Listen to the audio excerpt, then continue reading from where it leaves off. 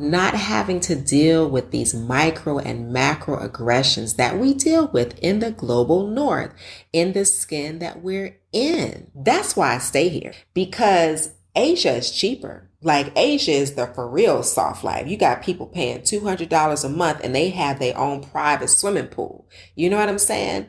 So what really keeps me in here in Africa is just, I'm able to blend in. I'm able to be myself. I'm not fetishized. I'm not a novelty. That's not something that I'm looking for personally. So that's wellness.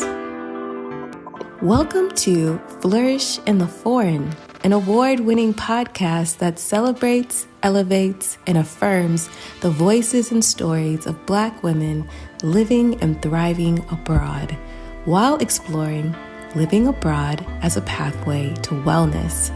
I'm your host, Christine Job, a Black American woman with Trinidadian roots, podcaster, business strategist, and entrepreneur based in Valencia, Spain. Hey everyone, welcome to Flourish in the Foreign Season 4. Can you believe it? We are 4 seasons into this thing, and I am so excited to give you guys this next season. For those of you that are new to the podcast, thank you so much for stopping by and checking it out. I know you're going to like it, so just go ahead and subscribe to this podcast. You can do it. Trust me. You will not regret it. If you haven't gone to the website lately, I encourage you to go check out flourishintheforeign.com. It is really where this podcast comes to life. It's where you get to see the pictures of all the guests. You get to learn more about them. If you want to get in touch with any of the guests, there are all the ways you can do so on their show notes page. And there are amazing resources to help you not only move, but to cultivate a life well lived abroad. And check out our blog. We already have some really great articles there, so definitely check that out. And in the coming months, there's going to be even more great content coming for you. All articles about what it means and how to flourish in the foreign. Now, this podcast is a labor of love, but labor nonetheless. So I want to ask you all to please support this podcast. And there are so many ways for you to support Flourish in the Foreign. You can go to buymeacoffee.com/flourishforeign and buy me a coffee or two.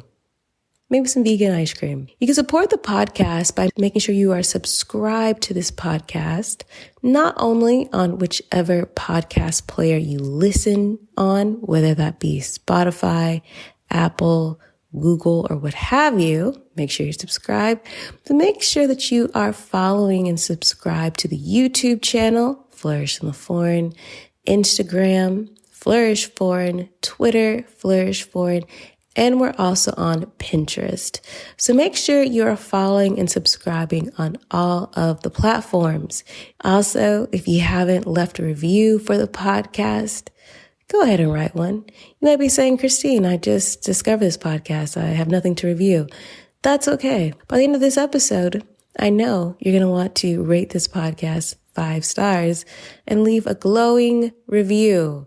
And of course, please continue to share this podcast with your friends, your family, on your social media, on your blog, on your vlog, on a log, whatever you want to do. I really do appreciate it.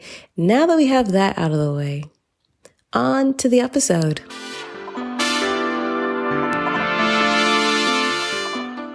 Season 4, Episode 1. Today's episode features Toddre, and from the age of 18, Toddre has lived, worked, schooled, and played in Africa. She is a California native living her best life in Nairobi, Kenya. Toddre is a multi-hyphenate creative following her bliss as a writer, model, and wardrobe stylist. She's the host of the series Blaxit to Africa on YouTube and Off the Beaten Path on Kweli TV. I'm going to let Toddre tell you all about it. My name is Toddre Monier. I am 48. I am in Nairobi, Kenya, and I have been living abroad full time since January 2018. Started my journey in Zanzibar, Tanzania. Although I have been coming to Africa since I was 18 years old. So we talking about early 90s. I consider Los Angeles, California to be my hometown. I was actually born in Bloomington, Indiana. My parents were students at Indiana University in Bloomington. And then they moved me to LA when I was 2 years old. Although I did graduate high school at John Burroughs High School in Burbank, California. And I can also say that I did my junior high school years in Indiana as well. So I grew up between Indiana and LA. But really, you know what? I tell people I'm a big city girl with Midwestern values. And so as far as influences to live abroad, my mom gave me a clip out from a newspaper of kids that were studying. They were going to high school on a cruise ship.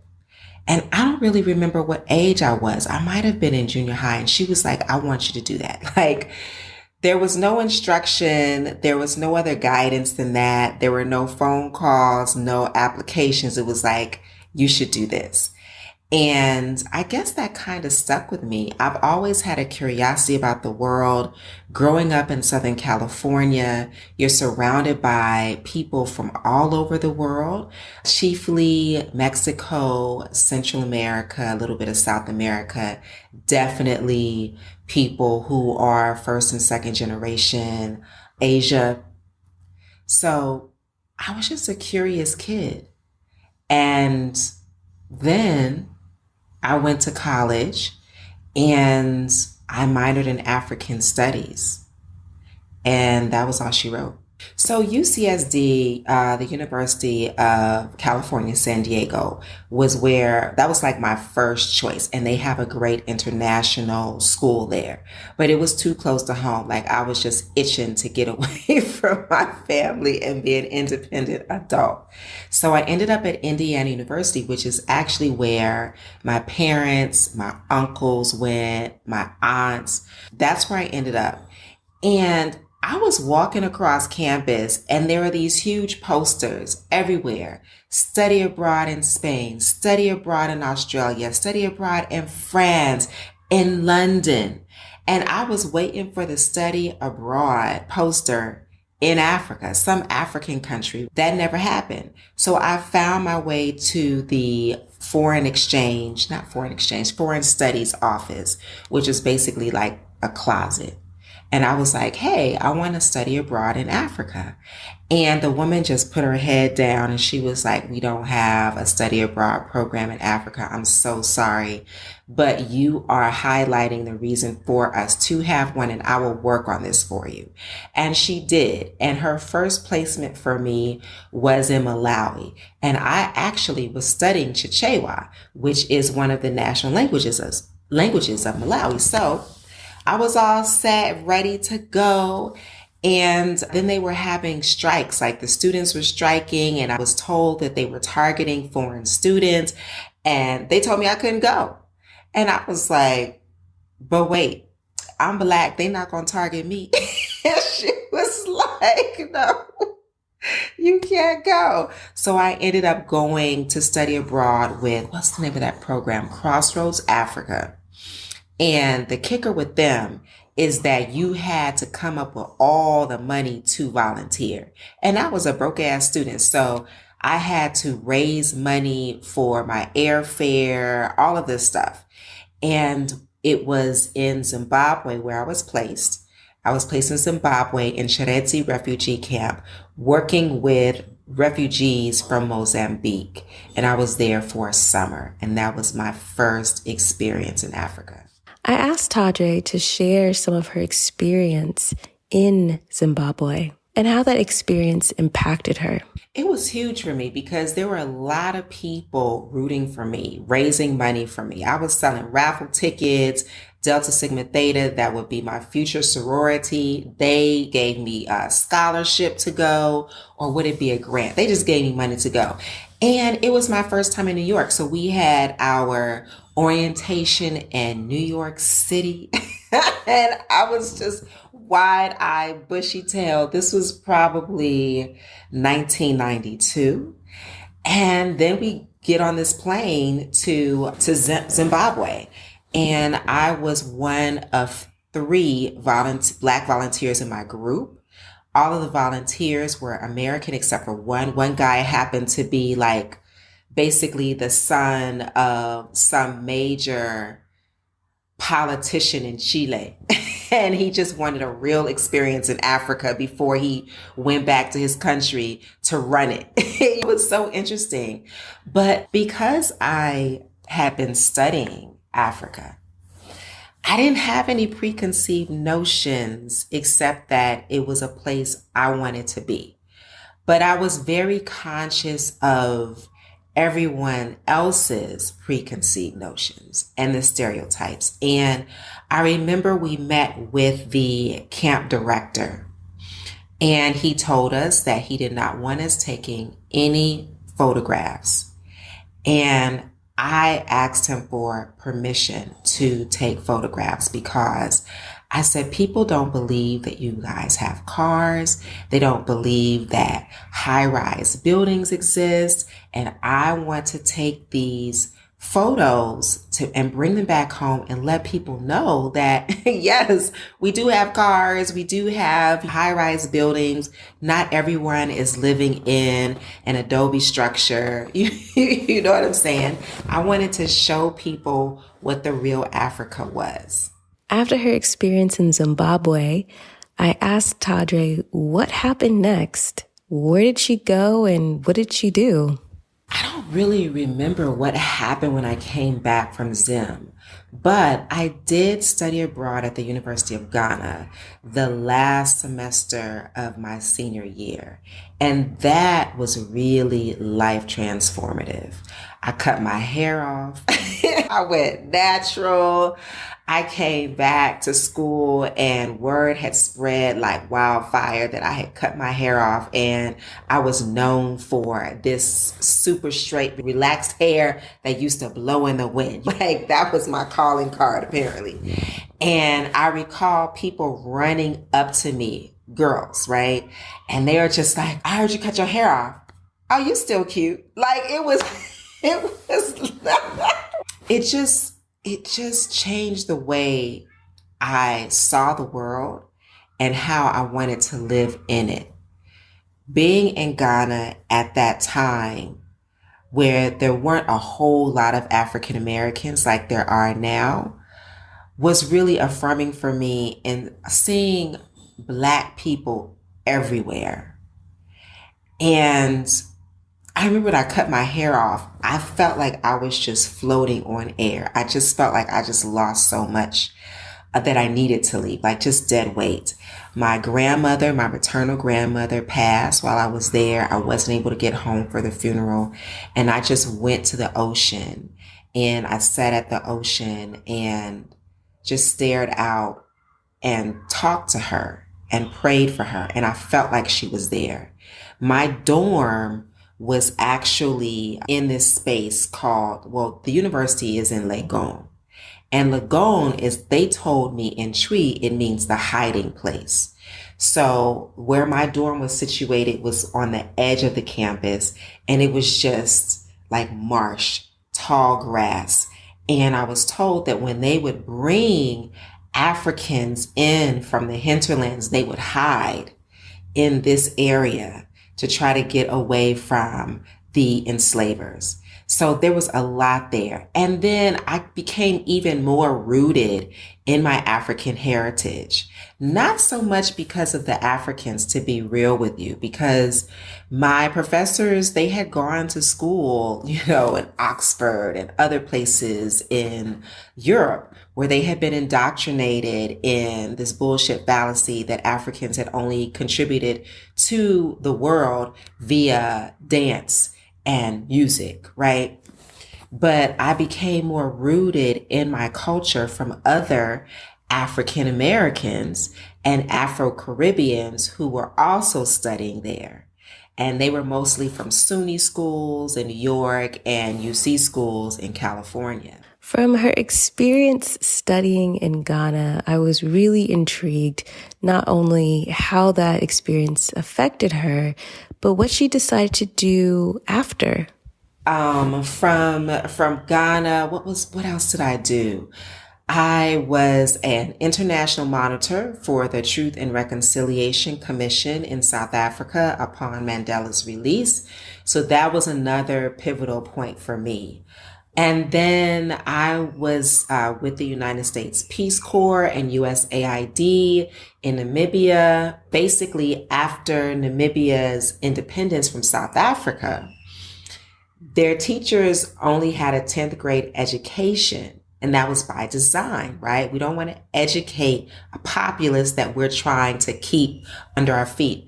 So my job was to go in and train teachers using a curriculum that was a combination of what USAID had came up with and also the Ministry of Education in Namibia. And I was also a community developer. I had quite a bit of experience in Africa, and then I came back to Washington, D.C. From there, I opened a women's shoe boutique. So I was an entrepreneur for about 7.5 years. And from there, I just decided to move to Madrid. So I had a women's shoe boutique, and the Spanish Trade Commission had sponsored American retailers to go to their trade shows. And one of them was in Madrid, and I fell in love with the city. Like, I move about the world, not based so much on what people say or what's Instagrammable. I move based on what pulls me. And just the vibration in Madrid, I felt it. I was like, I'm coming back. At the time, I was like married. Marriage was on the rocks. I was like, nah. I went to a jazz club in Madrid, and I don't want to, no shade, but the band was like Puerto Rican, and they were singing Afro-American jazz tunes, and they weren't very good. And I was like, I'm going to go back home. I'm going to take some singing lessons, and I'm going to come back. This is how I'm going to make my money. So I went back home. I was like, look, I'm leaving you. And this is what I'm going to do. And he was like, no, let's work on this, blah, blah. So I stayed. Maybe a few more years. And again, still not working. So I decided, hey, you know what? Let me move to Madrid. Moved to Madrid in the heat of summer. And I didn't realize, look, it's landlocked, honey. It was hot. Everybody, all the Madrileños, if I'm saying it correctly, all the Madrileños, they were going to the coast. Anyway, so I said, let me go to the coast. Went to the coast, and I was in Mallorca for 3 months, I believe. Money was running out. International recession. Spaniards were literally in bread lines. The Spanish government was paying people to go back home. I said, let me take my ass back home. That's what I did. So that didn't last long. I wanted to go back to something that Toddre said. She had mentioned that she was an international monitor for the Truth and Reconciliation Commission in South Africa. And so I asked her to really discuss how she even became a part of that and what was her experience during that time. Okay, so I was probably like 23, 24. I was a law student. And the National Association of Black Lawyers, perhaps?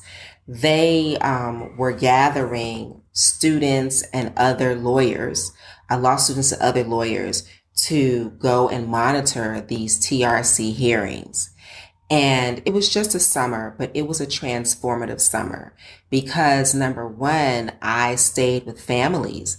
I stayed with a colored family in Mitchell's Plain in Cape Town. And if anyone is unfamiliar with Mitchell's Plain, it's the hood. It's the hood in Cape Town. When people think of South Africa, they think, Cape Town and just how posh it is, etc. Nah, not where I was staying. But everyone was so generous to me. The families I stayed with, like they gave up their bed and slept on chairs in their living room so that I could sleep. At the same time, they also held this anti-Blackness, but not with me because, I'm a foreign Black, but they still had their biases for local Blacks, right? So that was interesting. I stayed with a Black family in Soweto. Again, the generosity there. And that just came about because me and my homegirl got put out by some woman that she was connected with through her father's church. She was a Harvard student and just happened, two of my friends just happened to be in SA at the same time I was, all of us students. And we were staying somewhere and this girl put her out because she wouldn't pray with her and da-da-da. And then the dudes we was hanging out with that night, they happened, thank God, they waited for us to make it into the apartment. And when we didn't get in, they was like, you know what? You can stay with my sister. So we ended up at like 3, 4 in the morning going to this older woman's house. She's probably like my age now. And she was like, that's all right. Y'all stay in my room. She made us breakfast, lunch, dinner. Look, it was an experience. So, but the TRC hearings, obviously, I aligned with Black South Africans. And of all the Africans in the continent, Black South Africans, their history is most similar to ours. And so sitting there day after day, taking notes, listening to these old white men who constructed the apartheid, talk about the shit that they did to dehumanize and disenfranchise Black Africans strategically, consistently, systematically. It was mind-blowing. People will dramatize old white man with cigars sitting in a dark, smoky room in a conference room planning the new world order. That's not a conspiracy. That happened. Down to we're going to remove these people. We're going from their ancestral homeland. We're going to put them in an area where don't nothing grow. And even though they have really large families, we're going to construct these tiny homes for them. And to further dehumanize them, we'll put the toilet outside. Like all of that, they thought that down to just the tiniest detail. And then I'm sitting next to people whose families were directly impacted by those policies, by those skirmishes. And people were crying next to me. People were trying to hold back emotions. And those people, they got off because if you confessed your crimes, you received amnesty. All those old white men were receiving amnesty. Who wasn't? The foot soldiers, the Black foot soldiers who were just doing what they were told. They were getting life. So it was interesting for me as a young law student to see that. And then afterwards, I would interview the judges. I would talk to the lawyers, and everyone kept saying, we just need for the old guard to die. Once the old guard dies, we will have freedom. But we see how that works out, right? It don't work out like that. So after her time in South Africa, Toddre ends up in Namibia, which we actually had a really great side conversation because right after I graduated from law school, I was sent on a business trade mission to Namibia. And it was really cool to compare our notes about the country, specifically because Namibia is one of those countries that I still don't think a lot of people visit, nor do they move to. So I'm really excited for you to hear about Toddre's experience in Namibia. However, I do want to give you a trigger warning. There will be some discussion of domestic violence in this next section. So if you'd prefer to skip this section of the episode, you can just skip ahead about 8 minutes, and I'll see you on the other side. Yeah, I'm gonna be real. Namibia is like my least favorite African country.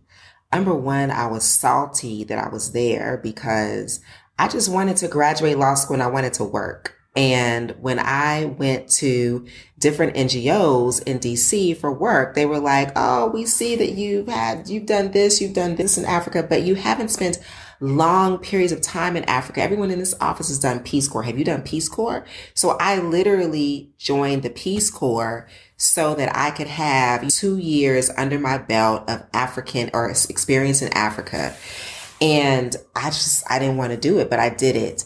And Namibians will tell you themselves that they feel like they don't have much of a culture. They feel like the Germans really took that from them and other Europeans really took that from them. When I look at them, I see culture, but it's just not expressed like you would see it in, let's say, West Africa. And I see that a lot. East Africans always compare themselves to what West Africans, they love their culture. You can see West Africans are more boisterous. They're more vibrant in appearance, but I wouldn't say that they have more cultural expression than East Africans or Southern Africans. They didn't know what to make of me in Namibia. Like my hair, I was damn near bald. I kept my hair really short. And me trying to explain to them that I was a descendant of those who were stolen, they just didn't get it. They asked me, what language do your parents speak? Your grandparents, their parents. I'm like, English, you know what I mean? So then I would tell people, because at that time, their president was married to an African-American woman. And there was only one TV station. So he had mandated that they show Roots. So I would say to people, okay, do you remember Roots? Yes, I remember Roots. Okay, that's my story. And they would say, but we thought it was just a story. No, that was real. And you find that throughout Africa, like they think it's just a story. Then you would run into the older memes, the older women, and they have all of these necklaces around their necks. And they will say, oh, I remember them. We were told stories about them. We traded them for beads. Imagine, they traded people for beads, honey.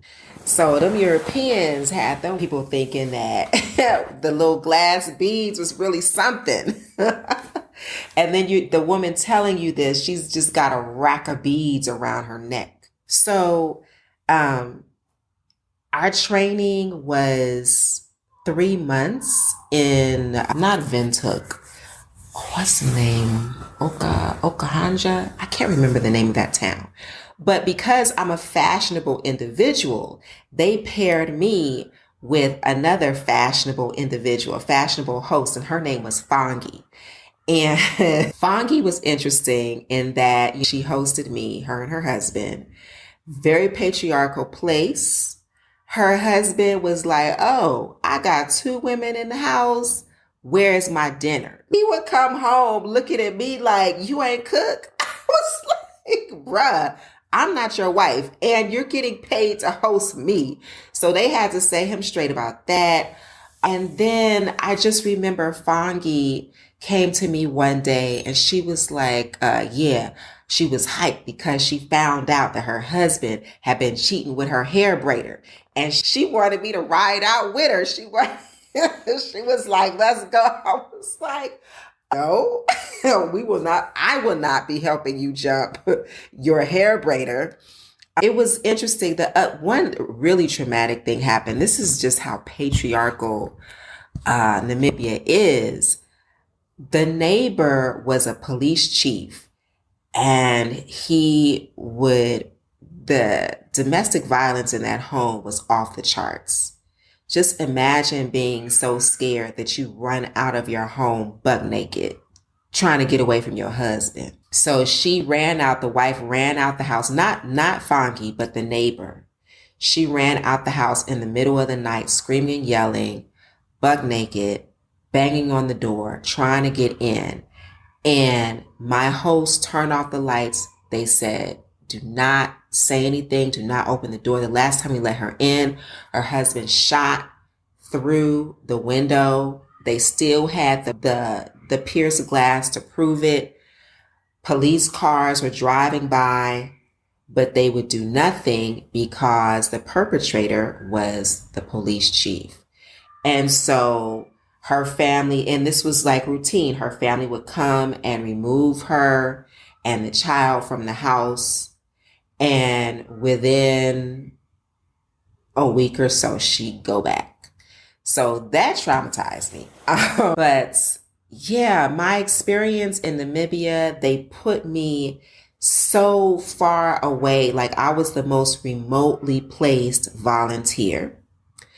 I was in a village that was a pseudo village. It was just a village where people would come for school, for work, to get petrol, to get frozen fish. And then on the weekends, everybody would go to their farms. So I would pretty much be the only person left in the village, Okongo, Namibia, over the weekends. It was bizarre. They had never seen a Black American. They were not interested in entertaining a Black American volunteer. They had previous Peace Corps volunteers there. All of them had been white. All the white volunteers were a novelty. But me, they didn't really see what was so special about me. And it was a very, very lonely time for me. No TV, no cell phone. And it just gave me a lot of time to think, a lot of time to read and just be alone with my thoughts. And that was when I had the dream about the women's shoe boutique. And I think that was the reason, like being in such isolation was the reason why I was able to hear God speaking to me so clearly. I was so bored one day that I followed a dung beetle. So the dung beetles, like, they find a little piece of cow dung, and these little beetles, they stand up on their hind legs and they push it with their front legs. They roll it until it just accumulates, right? And then they lay their eggs in it. Do you know how slow a dung beetle moves? I followed that thing that's how bored I was one day. And so people used to tell me, do not go too deep into the bush, because Namibia bordered Angola. And I thought they would tell me not to go deep into the bush because of sexual assault. But no, because of the war. There was a civil war raging in Angola. And at a certain point, the U.S. ambassador he demanded an evacuation of all Americans that were within a certain kilometers from the borders. And I was very close. So when they came to get me, listen, it was all I could do to keep the smile off my face. So I think most of you who are listening understand what the concept of Blaxiting is. It's a play off of the term Brexit, which was developed because of the UK's decision to exit the European Union. And so Blaxit refers primarily, perhaps, for Black Americans deciding to leave the United States and to live somewhere else. And so I was talking to Toddre about what does it mean and what her thoughts are on the concept of Blaxiting, specifically to the continent of Africa. And this is what she had to say. I'm definitely a proponent of Blaxiting to Africa. You know, I have this podcast now, and thank you for encouraging me to start a podcast. It's called Blaxit to Africa. And, you know, there's 54 countries in Africa. I tell people choose one, but you hit the nail on the head. Don't be coming here looking for acceptance. You go to a therapist for that. You may or may not get that. You just come here to live your best life without being under a white gaze, without dealing with racism, white inferiority complex, etc. That's what you come here for. But yeah, it's interesting. In Ghana, people would tell me, welcome home all the time, welcome home. And most of the time it didn't even feel genuine, because the welcome home was the start of the conversation to, I'm trying to sell you something. I want something from you, especially like around Cape Coast, where, they know that so many of us from the diaspora will be there to see the door of no return. However, I got a welcome home in a place I didn't expect it, when I didn't think I even needed it, but I did. It was the welcome home that I didn't know I needed. And I was taking the bus from Uganda to Rwanda. And this brother hadn't really said nothing to me the whole trip. I mean, it's pretty much like an overnight bus ride. And when we got to Kigali, he got up and he said, "You're home now. Welcome home. This place is your place. This is yours, your home." And my experience in Africa has really been profound, especially at this point in my life, at this level of development, because we were lied to. And coming to East Africa in 2018, it was just beauty on beauty. And I'm like, this is our inheritance. This is what they've been trying to keep us away from. And then you come here and you see all kinds of white folks from all over the world living their best lives.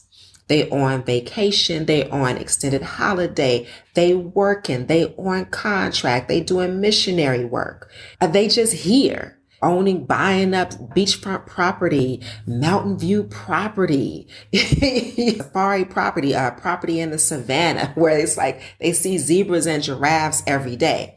But meanwhile, they telling our black asses, oh, at a cocktail party, you're fortunate that you're here in America because otherwise you'd be starving in Africa, which is so far from the truth. So that's my little 2 cents. I encourage people to come here and live their best lives. Figure out where your soul just vibrates to its fullest. And if you don't want to stay there 24/7, 365 days out of the year, consider vacationing. Consider a vacation home. Consider an investment property. Think about your legacy. Listen, you can buy an island in Uganda, Lake Victoria, for $10,000 US. By the time it's underwater, you'll be dead. So,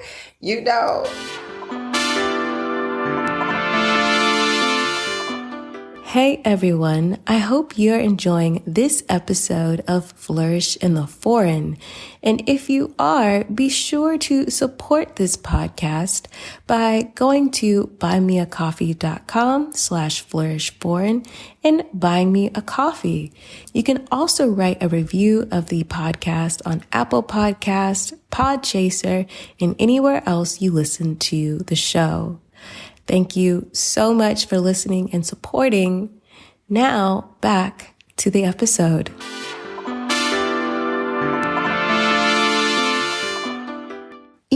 Because Blackness is not monolithic, nor is womanhood, and then how we all are in the world, our lived experiences, our personalities, how we travel, they're just not the same.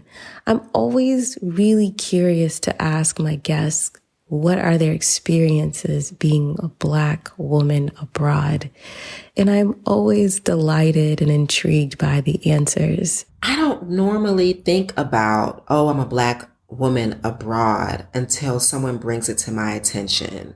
So I can definitely say throughout Europe, I was definitely fetishized, and I don't like being fetishized. I think for someone who perhaps didn't get a lot of attention, maybe male attention, it's might be a comforting thing to have people just want to touch you and want to be around you. And in Mallorca, I used to just walk down the road and men would just reach out and try to touch me. And I was like, don't do that. You know what I mean? Don't do that. And then, like I said, I was running out of money. So I was broke. And there was this Canadian guy. What would he be called? Like a captain? Would it be called a ship captain? I forget what they call them. But Mallorca is the yachting capital of the world. I did not know this when I moved there. And so there were all of these people there for some sort of yachting festival. And then throughout Europe, wealthy people would rent a yacht and then they would hire this captain to take them around and bounce around the different islands in Europe or whatever. And he was interested in me. And he was just like, I've never been with a dark woman before. He called me a dark woman. I was like, what? Let me tell you something. I'm black. You can call me black. You know what I'm saying? But I was considering for a moment because I had met up with an African American guy and he was like, you better work what you got. He was like, you better work what you got. I'm working what I got. Because he was a singer and he was not very good at it, but that's how he was making his money. And because he was black and they just like, oh, they would bow down at this mediocre singer. Actually, he was less than mediocre. So he was like, you better work what you got. So I was even considering, I was like, I know I would have a place to live rent free. I'd be on a yacht skirting around the Mediterranean, but my morality would not allow me to do it. I remember I went to his apartment to meet him before we went out. And he had these mannequins, these female mannequins in the house naked. And one had like a cup, like some things like draped around them or whatever, but they were naked. And I was like, this dude, he wanted to show me around. He especially wanted me to see the bedroom. I was like, I can't, let me just go home. Let me just go home. But I met two black women. One was African American and she was a spectacular jazz singer. She tours the world and she had an apartment building. She was like, girl, you could just stay in my apartment, one of my apartments for free. And I had another sister who was from Paris. Her parents were from Martinique and she was living her best life. She was coupled in Mallorca and she was like, you can stay with me. But at the time, my pride was such that I was like, I can't live off of nobody. Let me just go home. You know what I mean? But so that was pretty much my experience in Europe, just being fetishized. But the interesting thing for me was like, wow, there are some Black American men who really, what's the word? They talk so much shit about Black women. Like why we're so undesirable, why nobody wants to be with us. I'm like, it's whole legions of people that would love nothing more than to build a family with us. And then I would have European women, they would come up to me, Spanish women in particular, and they're, oh my God, I hate you. Look at your skin. Look at your smile. Look at your hair. And it was like, they meant it as a compliment, right? So they were like basically idolizing me, where in America, we want to be that. We are conditioned to have that. Whereas they're looking at us like, no, I want your skin. I want your body. I want your hair. I want what you have phenotypically. So that to me was really interesting. In Africa, the perception is like, I'm one of them. I recently just did a bunch of videos to show people like, this is Africans' first impression of me. And everybody was like, she's Nigerian, she's Ghanaian, she's South African, she's Kenyan. We were asking other Africans on the street and I didn't speak. So that's people's first impression. But then when you tell them that you're African American, in some places that may be less developed, they'll hit you with, oh, so you are nigga. then you got to spend your time explaining that. And that is the power of American media. And one thing that Puffy said, now he's called Love, or Diddy. One thing that he said that really stuck out to me, he said African American culture is the United States' most exported commodity. To the point where Africans don't realize that we're a numerical minority. When you tell them that we are 13% on a good day, they're like, what? Because all the media that they consume is Black media. And then they know LeBron James, they know all of the exceptions. And so they think that the exception is the rule. But in Kenya, people are way more exposed and they just like, so for me, the challenge has been finding my tribe. And in a place like Nairobi, where people, they got their tribe, they're really not looking to hang out with the novelty, because I'm not a novelty to them. There's so many international people here that it's just like, oh, okay. So the friendships that I have been able to forge, they are genuine. So Toddre and I had a conversation about healthcare in Kenya, and our conversation really centered around aging abroad, which I think is such a fascinating topic and something I definitely will be exploring in further episodes and on the blog on flourishandtheforeign.com. But specifically to Toddre, her vantage point is as a caregiver for her elderly mother. And Toddre shared her experience of caregiving in Kenya. So one thing people need to realize is that when you are, let's just say developing nation, in particular Kenya, Uganda, Tanzania, there's private and there's public. So when you see the statistics, the rankings of healthcare per country, there will be a balance between the private and the public, and there's more public than there is private, right? So you can see how that would affect the stats. So the situation with my mom was it was not good. Flourishing in the foreign is about wellness, Black women and wellness. And that's something, if I'm going to keep it 100, that's something I have been dealing with. I have had a complete shift in lifestyle. I am child free. I am a divorcee. And I've just been living life on my own terms, moving and shaking how I feel like it. And then I get numerous calls and texts. Your mom is not well. And the reality is that she was an absentee parent for most of my life. So now she's here living with me. So there is being a caregiver, which is stressful. And then there's also being the caregiver of a parent who was neglectful. So my wellness and my journey with that it's ongoing. And fortunately, I do have support. So I remember and she's a baby boomer. So I remember when one of her friends, who's a retired nurse, was communicating to me about my mom, who was in Indiana at the time. And I was like, I'm bringing her here. It just don't sit right for me to have her in some state-run facility in Indiana. And I can't get to her when she needs me. And this woman was just like, I Googled Kenya's healthcare, and there's 7 out of all the African countries, and that's not going to be good for her. And I'm like, so what's the alternative? I'm her only child. Ultimately, I decided to bring her here. Fortunately, I had people in my corner who were willing to help with that.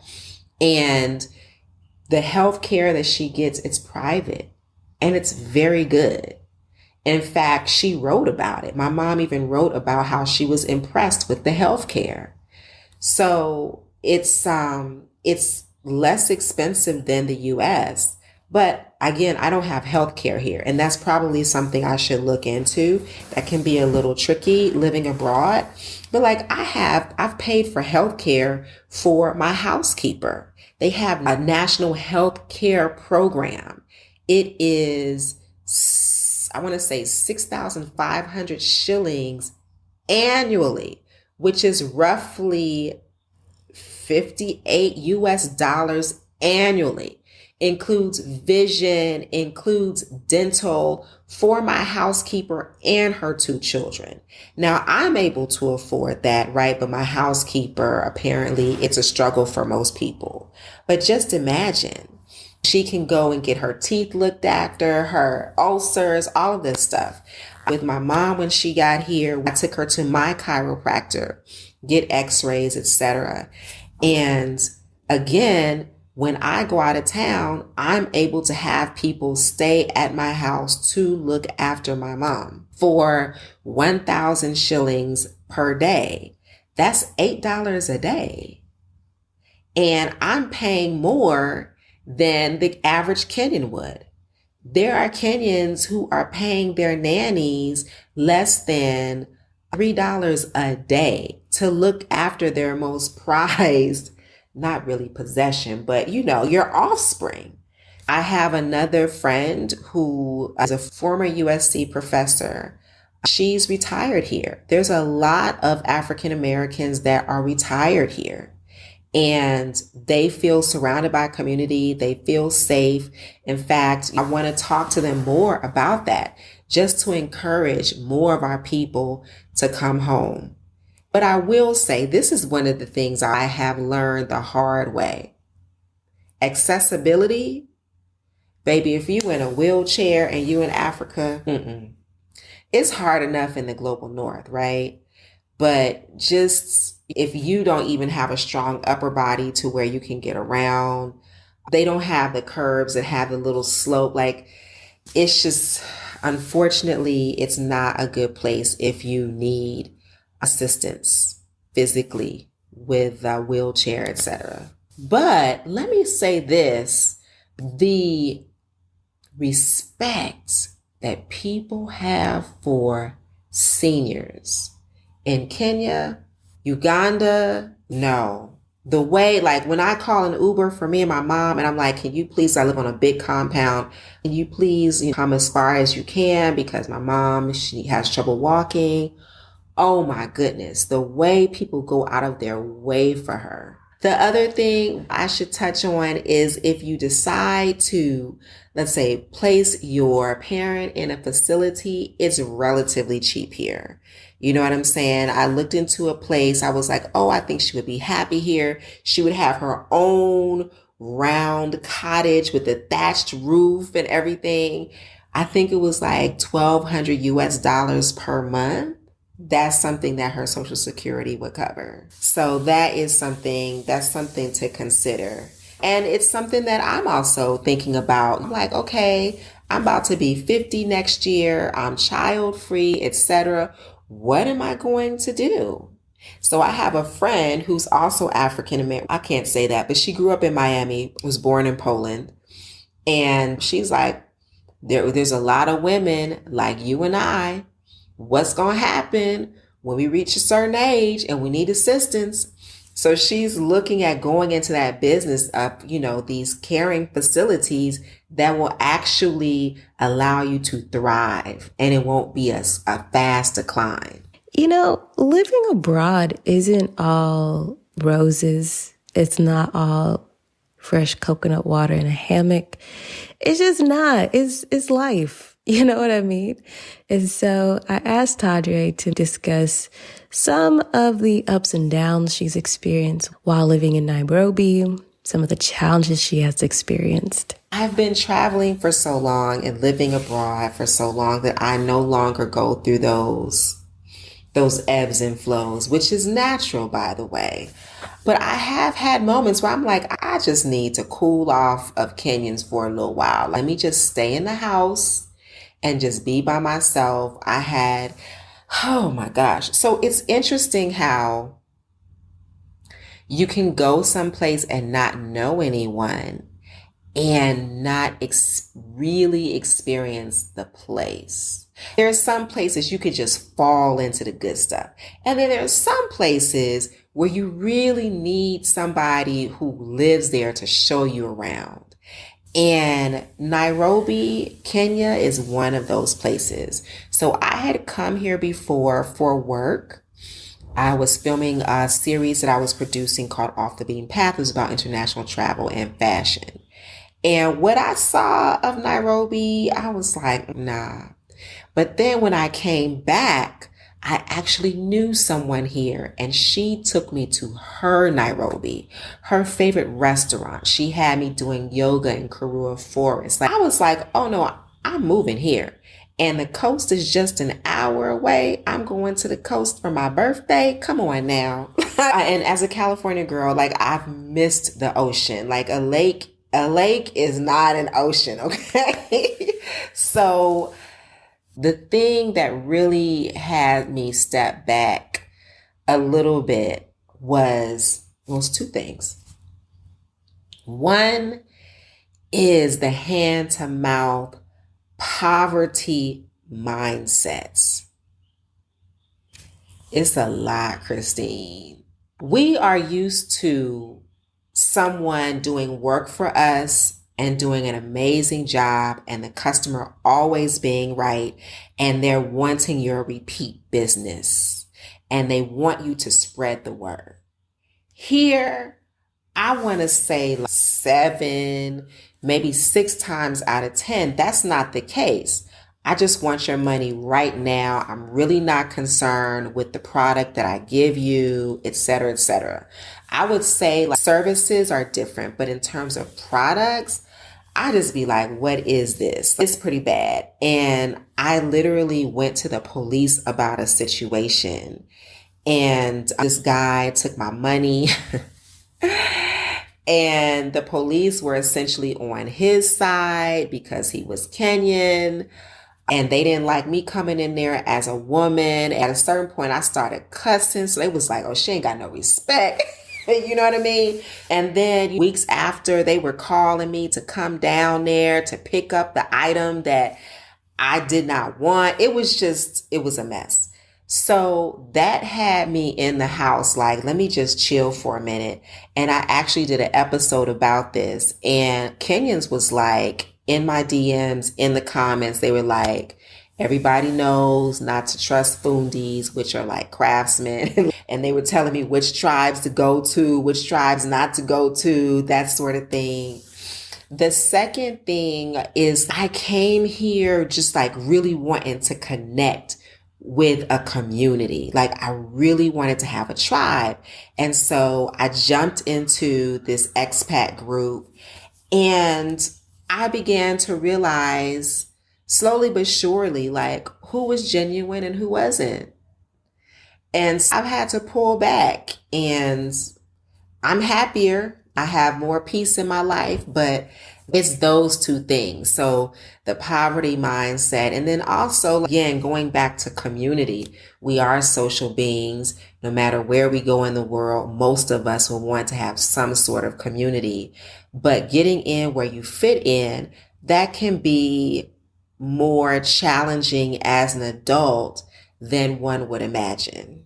So I had to ask Toddre, because I could already hear y'all being like, but what about the dating? What's going on with that? So I asked Toddre, what has been her experience dating abroad and in Nairobi? I had some wake-up calls when I was much younger, dating abroad in Africa. I learned that if you go into a man's bedroom, the expectation is that you will be having sex. And so I literally had to fight this dude off of me, and then was blamed by the people in my group. Like, what you go back there for in the first place? I wanted to have a conversation where it was quiet, legit. And I wasn't even interested in the dude like that, but I found his conversation interesting. So I don't know if that's really, I wouldn't say that has been my experience this time around, but I would say in the early 90s, yes. My experience dating as a woman who is like almost 50 in Africa has been interesting because let's say like a place like Uganda, people get married so early, relatively compared to the US. They marry by 25. And so who I'm a date that's single?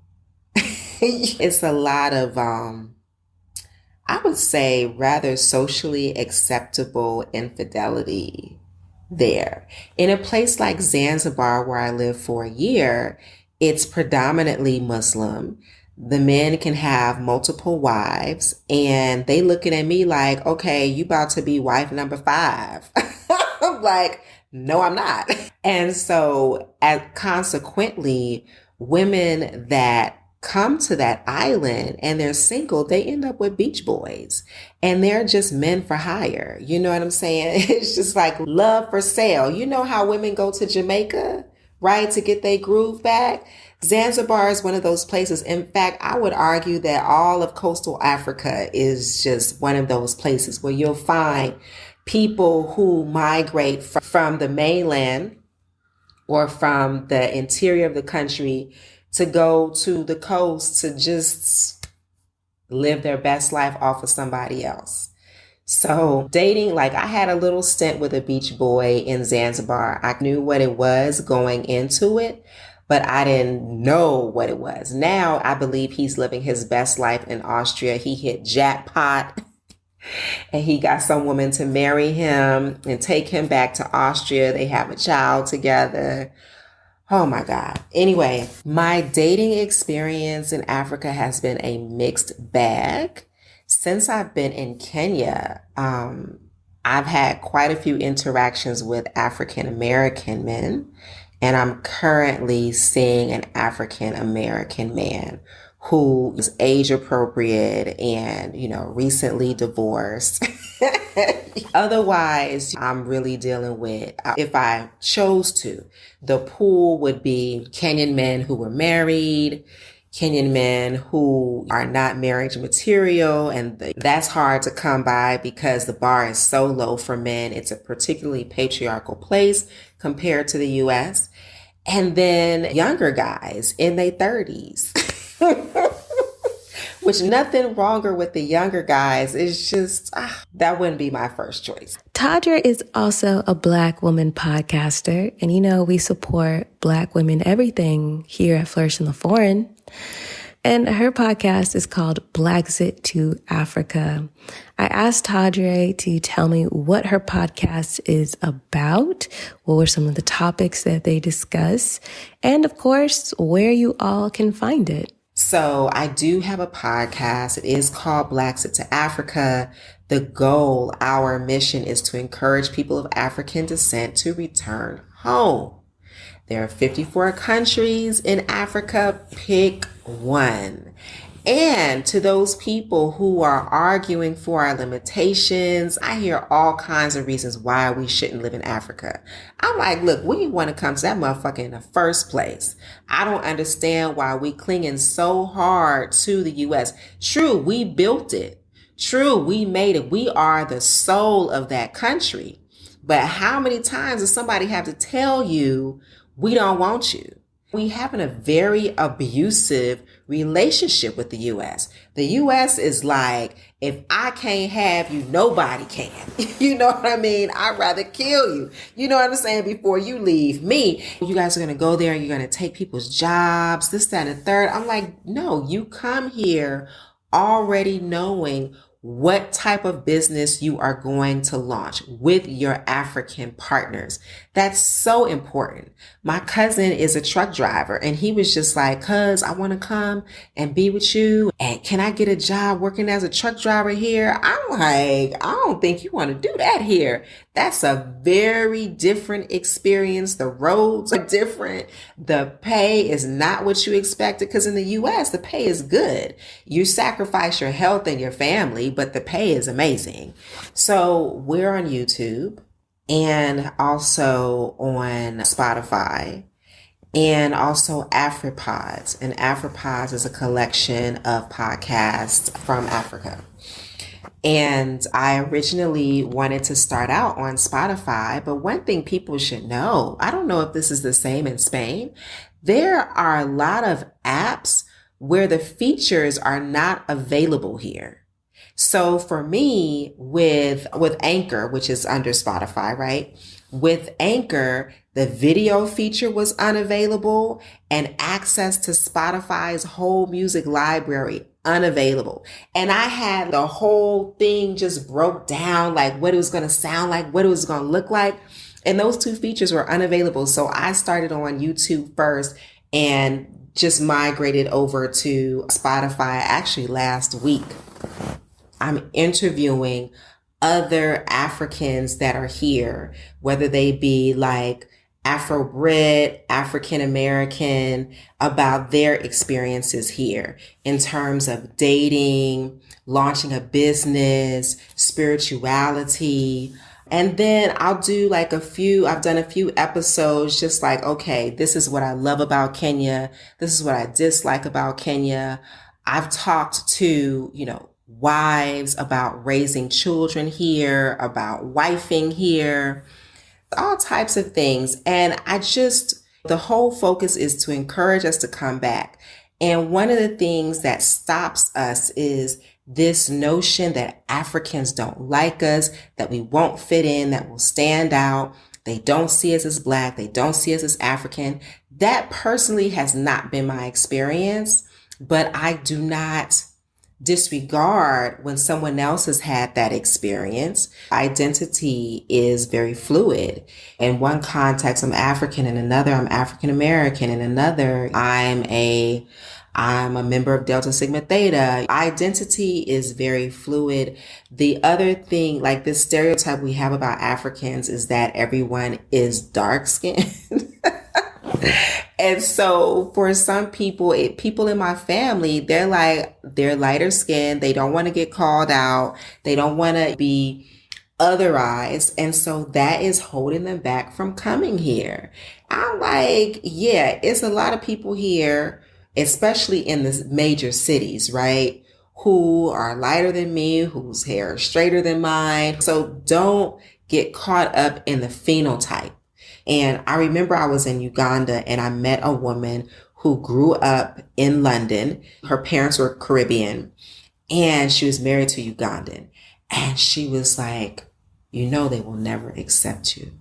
Just know that they will never accept you. And I was just listening to her because that was her truth. And I'm like, I ain't come here for nobody to accept me.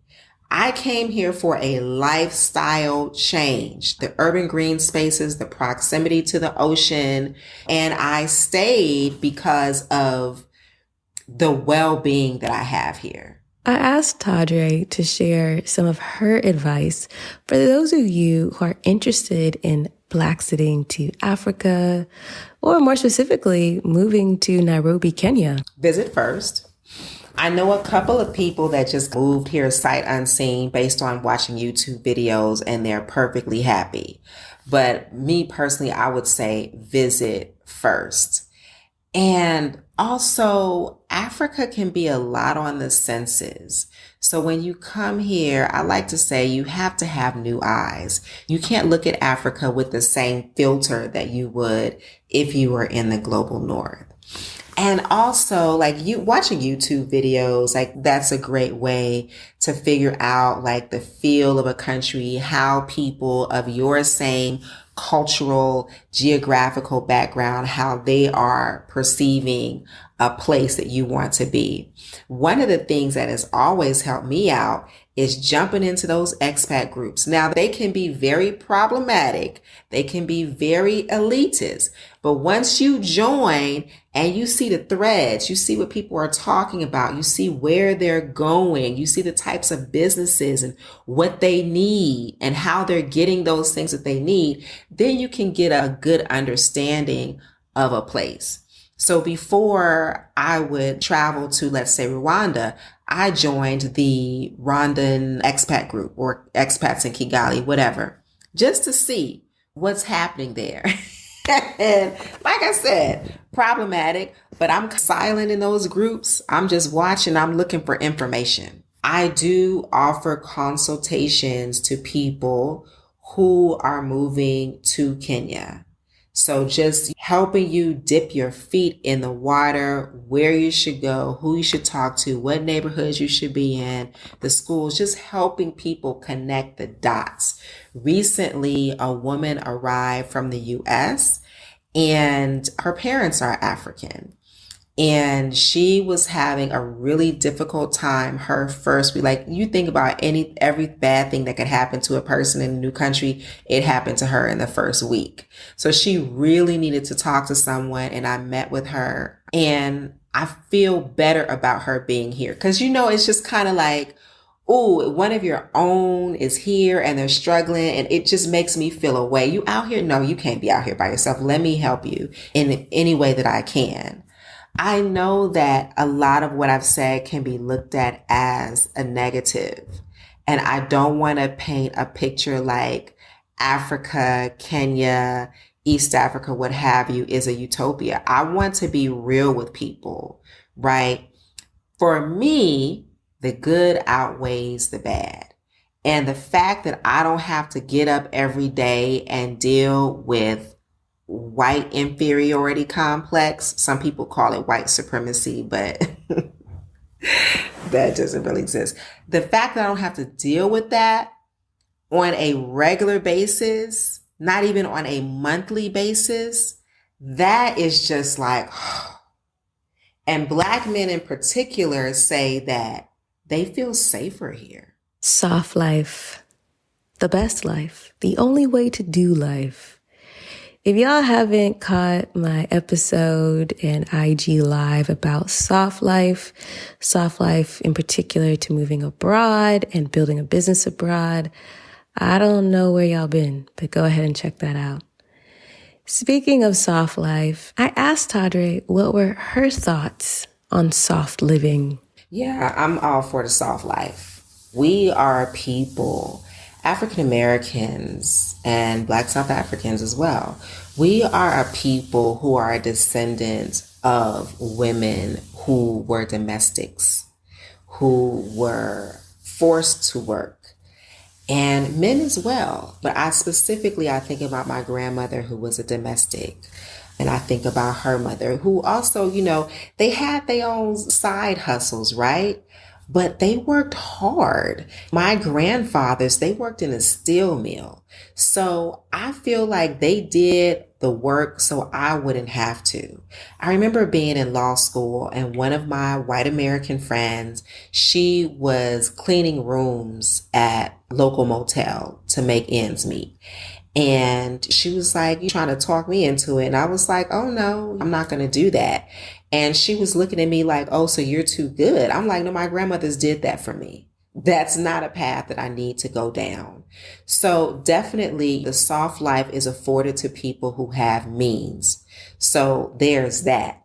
But I'm all for it. And that's another perk to being in a developing nation. Labor is cheap. So you can afford to have a nanny. You can afford to have a live-in housekeeper, a chef. Right now, my mom is living with me, and I can afford to have a caregiver here with us. I couldn't do that in the States. Wellness. What does wellness mean to you? What does it mean in the context of moving abroad, living abroad? It's something that I ponder every single day, truly.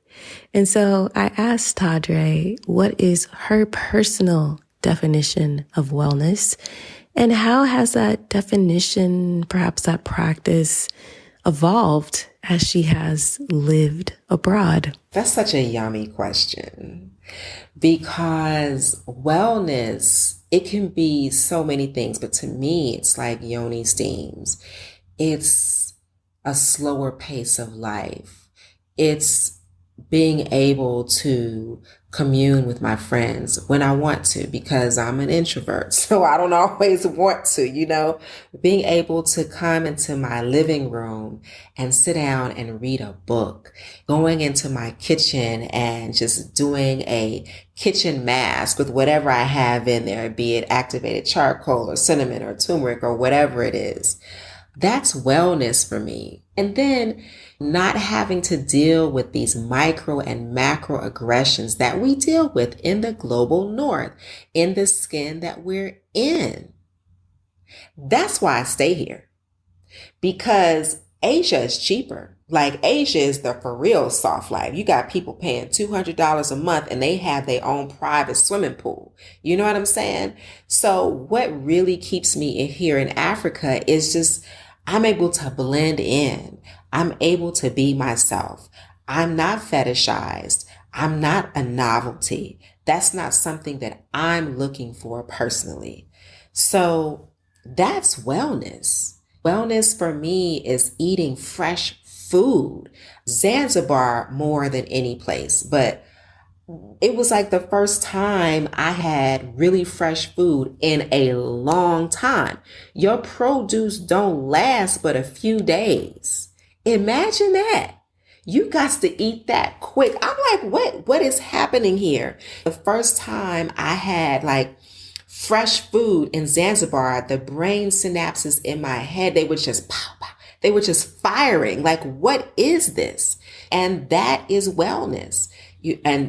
Just watching people mature. My generation, the baby boomers, my mom as well. I'm just like, your wellness is your health. And also your wellness is your meditation, your soul journey. So that's something I'm able to do before I hop out the bed, is I'm able to just go through my rituals. I light my candle, I put my essential oils in there and just really meditate and center myself before I go out into the world and impact it with energy that may not serve me or anyone else. Thank you so much, Toddre, for just being an amazing, wonderful guest. I really appreciate not only your candor, but just like your wonderful personality. Just your wonderful, beautiful personality. For those of you that want to keep up with Toddre, you can via social media. So on Instagram, I'm at Beauty is Universal, UG. And for YouTube, Beauty is Universal. It's like beauty _is _universal. You can find me there. Those are the two main social media platforms that I'm on. If you're interested in fashion, I also have a series on Quaily TV. If you have a subscription, it's called Off the Beaten Path. It's about international travel and fashion. Thank you all so much for listening to this episode of Flourish in the Foreign. And for more information about our guest, be sure to check out this episode's show notes on the website, flourishintheforeign.com. That's where you'll see pictures, a full bio, and ways that you can connect with this guest. Big thanks to Zachary Higgs, who produced the music of this podcast. And for those of you that want to stay connected with the podcast, be sure to be subscribed to our email newsletter at flourishintheforeign.com. If you have a question that you'd like to ask me, be sure to ask that question. The link to submit questions to me is in the description of this episode. If you are considering a move abroad, I suggest you grab the Moving Abroad with Intention guide. It is the perfect first step for you to get clear and confident and start to develop a strong intention for your move abroad. It's a guide with over 43 pages, all designed to help you get honest about what you're looking for when you move abroad, and help you define what a life well lived abroad means and what the criteria must be for your move abroad to support that life. You can grab that guide at the website flourishintheforeign.com on our resources page. Also, there's a link in the description of this episode. If you enjoy Flourish in the Foreign and you are interested in possibly becoming a digital nomad, then I have the podcast for you. The Maverick Show, hosted by Matt Bowles, who is an amazing, amazing real estate investor, podcaster, and overall just really great person. To be honest, Matt has been in the podcasting game, digital nomad space, location independent space, way before it was buzzworthy, trendy, or anything like that. So if you're interested in hearing more stories from long-term digital nomads who globetrot on their own terms, or learning about how real estate investment can fund your life abroad, go check out the Maverick Show podcast and check out Matt, his company, and how he helps people to identify real estate opportunities to fund their location-independent lifestyle. All of his information is in the description of this episode. And of course, you can learn more about Matt and his real estate services at themaverickshow.com. Remember, it's not about moving abroad. It's not about being abroad. It's about flourishing abroad. So go abroad and cultivate a life well lived. See you next time.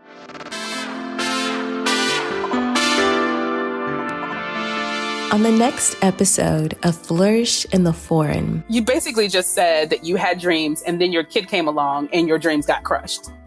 My daughter is not a dream killer. That's not what she is. I had a dream to travel the world for a year. My daughter was the catalyst to make me do it because I wanted her to know from my example that she could do the same things, right? Whenever it's her turn to dream, whenever she has something big and some huge goal that she wants to accomplish, she can do that. So for me, it wasn't my daughter's here, I can't do it now. It's my daughter's here, I must do it now.